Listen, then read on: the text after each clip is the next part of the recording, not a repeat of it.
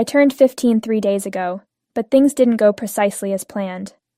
My parents surprised me with a family trip to the Callista on my birthday, which I learned about with great delight. I couldn't stop being happy. I was overjoyed since, as the younger, less significant sister, I don't often receive surprises like this. But when I walked downstairs with my luggage to depart with my family a few hours later after I had finished packing, I discovered that my folks had already left. Downstairs, my 17-year-old sister Layla was the only one waiting for me. She is the golden child, the one who consistently manages to convince our parents to comply with her requests. It was the same this time. I realized right away that something wasn't right, since she appeared to be quite joyful. She told me I could go back upstairs and unpack, and that I didn't need to pack my things when I asked her what was going on. I initially believed that the vacation had been completely postponed. She then gave me a sheet of paper with a list of household duties scribbled on it. I had a lot of confusion. Although my parents had surprised me with the vacation early in the morning, Layla informed me that they had made the decision that it would be best for me to remain home and study because our finals were in a few weeks. She had already completed everything, so in the meanwhile, she could leave. I could concentrate on these domestic chores if I became bored while they were gone in the Callista. She chuckled again and said I should actually be thanking her, instead of appearing offended. Instead of letting me waste time playing outside with my family, she said, she had given me extra time to study and be ready for my finals. I was so wounded that the only thing I could manage to say was to inquire about the whereabouts of our parents. As a birthday present to me, Layla informed me that she had already sent them on their way to the airport, but had lingered behind to personally deliver this message. She stated that Layla had brought up my finals shortly after my parents surprised us with the vacation, but they wanted me to know they weren't putting false hopes in my head. They believed that this was a good thing since they couldn't ignore it. They couldn't bring themselves to shatter my heart, so they had let Layla to inform me. I had no doubt that Layla enjoyed and appreciated the chance to make fun of me in such a way. I pushed down the need to cry in front of her and took my stuff back upstairs. I waited until I heard the front door close before giving in to my tears, which lasted for an hour. Layla has always detested me, and I've always understood that my parents will follow her instructions without question, since she has the ultimate say-so. However, I never thought they would be that mean and degrading to me on my birthday. I've had my fair share of arguments with Layla in the past, and my parents have always supported her, but this was unthinkable. I even emailed my pals on my birthday morning to let them know I wouldn't be able to spend the evening with them as planned after my parents informed me about the surprise trip. They couldn't believe my parents had planned anything similar for me. Some things are, I suppose, just too wonderful to be true. The more I considered my predicament when I stopped weeping, the worse I felt. To get even with my parents and Layla, I made the decision to do something I knew would immensely enrage them. Since I was alone myself at home, I walked into my dad's office and used his phone to call every significant person I could find on his MacBook. I had planned a celebration for my parents' anniversary that evening, and I extended an invitation to them. My intention was to take them by surprise. Despite being invited at the last minute, the majority of his business associates accepted. I treated my mother in the same way. It was simple for me because neither of them had left their password-protected gadgets at home. I sent the same message and extended an invitation to Layla's boyfriend to attend the nighttime party by text message on Instagram. I also invited my own friends, and I enlisted their assistance in decorating the house to resemble a party. When the visitors arrived about 7 o'clock in the evening, they were surprised to discover that my parents had vanished from sight. I informed them that it was an evening surprise, and that they would learn the truth eventually. I executed my plan after taking a group shot with every visitor when they had all arrived. I gave them the precise location of my parents, described how I had been handled, and mentioned how my parents had always complied with Layla's requests. I had never said that I was essentially Cinderella until today. Because Layla felt it was the appropriate thing to do, I revealed what had happened on my birthday, and how my parents had abandoned me without even trying to make an in-person explanation. A great deal of folks were astonished. While my parents present a pleasant and decent front, they don't treat their own children in such a way. I informed everyone that my sister and my parents were the reason I had hosted the party after telling my story. I could see her lover was taken aback to discover her nasty side when I gave them the list of tasks Layla had left me. I said something, and everyone fell silent, till finally people started to leave. Before they went, several came up to comfort me. I wouldn't worry too much about it, but the only thing I felt horrible about was squandering their time. I sent my parents and Layla the group photo after everyone had departed, writing, "Had some guests over for my birthday party today. I believe the list Layla left me will eventually be begun. It was the ideal scheme." My parents replied to that message in a matter of seconds, asking me to undo what I had done, and that they would be returning home on the following flight. I went to my closest friend Sophie's place with my suitcases and blocked them all. I realized the place was no longer mine. Sophie's parents are very kind individuals who have consistently assured me that their doors will always be open. I made the choice to move in with them after accepting their offer. I'm not sure how long Sophie's family will be able to help me, but for the time being, I'm really appreciative to them for allowing me to stay in their house. Anyway, I had no communication from my folks on my birthday. However, they visited Sophie's home the next day. Since everyone knew that Sophie and I had been close friends since we were young, I suppose no one was shocked that I had decided to stay with her. I had made it quite apparent that I was not interested in dealing with her parents, so when my parents arrived, they refused to let them in and told them they had no business attempting to talk to me. I became a little afraid when my parents threatened to file a lawsuit against Sophie's parents. I then instructed them to invite my folks inside, and that I would be available for a conversation.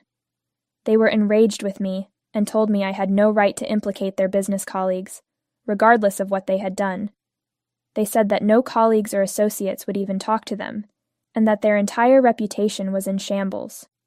Some of them were blaming me for everything, even going so far as to block my parents. I think it's fair to hold me accountable because I did plan the whole thing, but I also informed them that I wouldn't have done all of this if they had been a little more kind and hadn't made fun of me on my birthday. I finally lost my cool and yelled at them, accusing them of treating me worse than Layla and ruining my life along with my parents. That was something I could never forgive them for. Sophie's parents had to step in because things got pretty hot and we were all screaming at each other. To help me relax, Sophie had to usher me out of the room. Her parents came to me and told me that my folks had departed after I had finally calmed down. They would see to it that I never spoke to my parents until I was ready to see them. They advised me to really think about taking legal action, such as emancipating myself from my parents. It was time to permanently remove them out of my life, since it was becoming more and more clear that they didn't give a damn about me. We are now thinking about emancipation after I chose to consult with a lawyer after talking with Sophie's parents about this. Since this is a big choice and I don't want to look back, I'm still not sure what to think about it. However, given the current direction of events, I doubt I will regret it. I refuse to let my parents contact me again, but they did so yesterday. I was able to identify my parents from the email address I received last evening. I made a great effort not to open it, but eventually my curiosity got the better of me, and I read it. They began by explaining that one of my father's clients had established a new spa and resort in the Callista, which is why they were surprising me with the trip. My dad chose to take advantage of this chance around my birthday, because it was a benefit for the family. But they didn't want my marks to suffer later, because I had taken a holiday just a few weeks before my examinations, which is why Layla brought up my finals. They were shocked that I thought it was something terrible, and attempted to exact revenge on them. They believed it gave the impression that they hadn't reared me properly. Layla wanted to be a nice, caring big sister to me, but she was sad herself. They said that I didn't have to overreact in the manner that I did. All of it was a load of nonsense. I nearly quit reading the email halfway through because I was so irritated. The following section was their outrage that I had exposed our filthy laundry in public and engaged other people. They remarked that no matter how many arguments we had, I had never gone to them and confided in them about my problems. They felt that they could have reconciled with me if I had talked to them just once. They insisted that Layla's list of tasks was a little excessive, but I ought to have phoned them later and addressed the matter. If they had known I was feeling abandoned, they would have returned right away. They were unhappy with everything, though, because of the unexpected way I had handled the matter. They said that this was all a regrettable mistake that had been exaggerated, and that they truly didn't wish to harm me. They want me to talk to them so we can work things out, but at this point, I'm not sure what I want to do. I'm feeling a lot of different things about this. So, could someone please assist me with this? Aite for planning a party and exposing my parents to all of their business acquaintances and co-workers after they neglected me while on vacation? First update. All right, so the majority of you believe that what I did was totally justified and that they deserved it. That I'm not in need of an apology. I have thus made the decision to not apologize. To prevent them from contacting me, I blocked the email address they were using to get in touch with me. Even though I know they can simply create a new address and try to contact me again, I'll continue to block them. I've already decided that I won't read or reply to whatever they try to say. It's simply not worthwhile. In terms of liberation, I've made the decision to follow through. I understand that I'm still too young, but it's a big thing. However, Sophie and her parents have promised me that they would support me no matter what. If it helps calm my nerves, they even stated they could legally adopt me. That's not anything I've considered yet. We are simply considering the emancipation at this time. After speaking with an attorney, the paperwork is being completed. I genuinely have no idea how my folks will respond. I could tell they were unhappy with my decision to move in with Sophie and her parents when they wrote me that email. It doesn't even make sense to me since it's clear from the way I've been treated that they value Layla more than they do me. It's odd that they're still attempting to get in touch with me. It seems like all they want me back for is to restore their reputation. I'm perplexed right now. All I can do is watch to see how they respond after they receive the documents. They didn't try to contact me again after that email, and it has been a few days since I posted. I've heard that Layla and her boyfriend broke up, and there were a lot of people at the party I invited, so I know things can't be good for them either. Everyone knows why, but not me. Second update. Hello everyone. So a few days ago, the papers pertaining to my legal emancipation were finally given to my parents. I was surprised to learn that they were unhappy about it. There was a heated argument when they phoned Sophie's parents. They thought that I was being controlled by Sophie and her parents, who had set me up for this. They didn't believe that I was acting voluntarily. It didn't make sense to me because I was acting voluntarily, especially in light of how poorly they had treated me. I didn't need any outside pressure to decide this. After my last update, a lot of you indicated they would attempt to save face and say I was being a brat, so I kind of expected this type of response. They were really irate with me since I chose not to return their favor. It won't erase the reality that Sophie's parents deserve this, no matter what names they choose to give them. I will soon be rid of them, as they don't deserve to be my parents. Sophie informed me that, despite my inability to listen closely, my parents had evidently called her parents every epithet in the book. They had threatened to sue them and take this matter to court, claiming that they had no right to subject me to such absurdity. They were extremely angry, and I felt it was strange that they had threatened to injure them. That's not legal, and it will just make them seem worse. I hope they recognize that. The way they had described me to Sophie's parents just confirmed my preconceived notions about them. Their desire to improve their public image overcame their affection for me as a daughter, not because they wanted me back. They'd made no mention of wanting to talk to me or have me back. They persisted in asserting that they were aware of Sophie's parents' desire to damage their image by seeming to be rescuers. My parents believed that Sophie's parents were attempting to expose my mistreatment at home to the public. They had been shouting over the phone, apparently, about how entitled and spoilt I had been. The fact that Sophie and her parents backed me simply served to highlight their unfit status as parents. They would have cared more for my well-being if they had truly loved me as a daughter, I'm quite sure. Rather than scream at Sophie's parents and seem to be attempting to harm my parents' image, They would have made an effort to speak with me. In any case, why would they want to do that? My parents and Sophie's parents are new to one another. They have no motivation to compete, as they have only come to know each other through the two of us. Given that Sophie's parents are far more prosperous and kind than anybody else, it's not like there's any competition at all. However, my parents believe Sophie's parents are just like them since they are so preoccupied with maintaining their perceived image. They think Sophie's parents are just trying to make fun of them and are incapable of caring about me.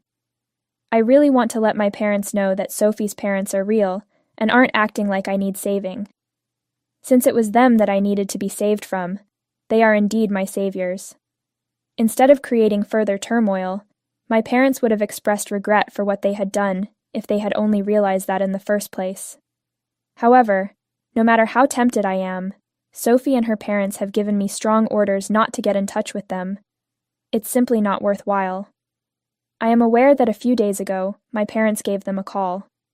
They informed me they had taped the call after arguing with me over the phone and providing me with only the information they deemed essential. My parents were really foolish because they might utilize it as proof that I should be freed from their control. They also said they wanted me to consider if I wanted to be formally adopted by them. Since I truly like them, I ultimately decided to say yes. It's not just because I know this will make my folks further angrier. The main reason is that I honestly think they are incredibly wonderful and decent individuals. I'm all in since having Sophie as my sister will be a perk. They have informed me that they will talk with the attorney again to begin the necessary paperwork. Knowing that I have better people to live with and rely on might also aid my emancipation cause. To be honest, things keep getting better, and for that, I am really appreciative of them. Third update. Hello, it was a really bad day. To cut a long tale short, Layla severely beat me after school. The English lesson I had last week was in the school's East Wing. She practically surrounded me with a group of her buddies while I was out of class. Unfortunately, because I take a very long time to pack my belongings, I am usually the last one out of class. The majority of individuals had left the classroom by the time I departed. I was a little terrified to see Layla and her pals standing outside, but I tried not to show it. They were really upset with me and told me I couldn't leave the classroom when I tried to. They informed me they had some tasks to settle with me and forced everyone else who was lingering in the classroom to leave. They didn't appear to mind that I made an effort to remain composed and square up so that my panic wouldn't come through. I shouted at Layla to let me go as she took hold of my arm and brought me outside. No one else could hear me since everyone else was talking loudly. Then they dragged me into the janitor's closet, locked me in, and left me there.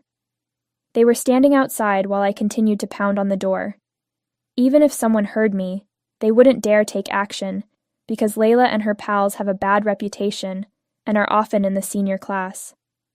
Layla let me out after he had me in there for over 5 minutes. At that point, almost everyone in that school wing had left, leaving only me and myself against them. She screamed at me at that point, and I took the first slap in the face. She stated I was ungrateful to our parents and branded me selfish. Then it became clear why she was really upset. She blamed me for her boyfriend's breakup with her.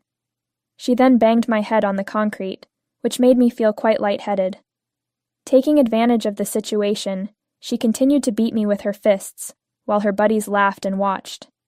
It hurt so bad. I made an effort to protect myself, but Layla was considerably heavier and several inches taller. I really began curling up against the wall at one point, but she persisted in beating me. She gave me one last kick when she was pleased, and then she and her pals went as I sobbed against the wall. Sophie eventually discovered me sitting on the floor sobbing uncontrollably around 15 minutes later. She assisted me in getting up after I told her what had happened. I was too sick to walk, so we opted to take a cab home instead of going there together. Her folks seemed quite sad when I told them everything when we arrived home. They called the police after they had already contacted the school. They are rather busy because they have only been speaking on the phone for an hour since then. However, because I'm hurting very badly, Sophie is taking care of me. Everything hurts, and the bruises are only now beginning to appear. Nonetheless, I'm confident that Layla will soon receive her just desserts for this. Fourth update. Greetings. There are several topics I would want to discuss. All I'll do is attempt to make it brief and pleasant. Layla physically assaulted me last week, but luckily the school protected me. They gave the cops access to the security footage from that building's wing. It was not too difficult to charge her with a misdemeanor, and as compensation, she was required to perform community service. The greatest part is that she was also given a 6-week suspension after that. She had been eagerly awaiting prom, but it appears that she won't be able to go. She won't be allowed to take her final exams in front of the whole class either. She can't get away with it by lying. She has to be seated apart. I believe it is highly merited, and when Sophie informed me of everything, I felt a great sense of vindication. The fact that my parents chose to give up my rights following the Layla incident is another fantastic thing that happened. Yes, they renounced their parental rights toward me. I'm finally free because the paperwork has been signed. I am really appreciative of Sophie's parents, who are currently working on formally adopting me. After everything that transpired, my parents said they no longer wanted me to be a part of their family. They will undoubtedly attempt to paint me as the guilty party, but I doubt anyone will go for that. So long as they give it their all, it doesn't concern me. To be honest, I feel like I'm a member of a joyful family now.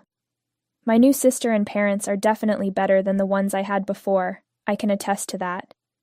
The fact that things are now going well for me truly amazes me. I think I've never felt happier as I do right now. In fact, I had completely forgotten that my finals were approaching. But now that Sophie and I are becoming serious, we're going to prove to everyone what kind of person I am.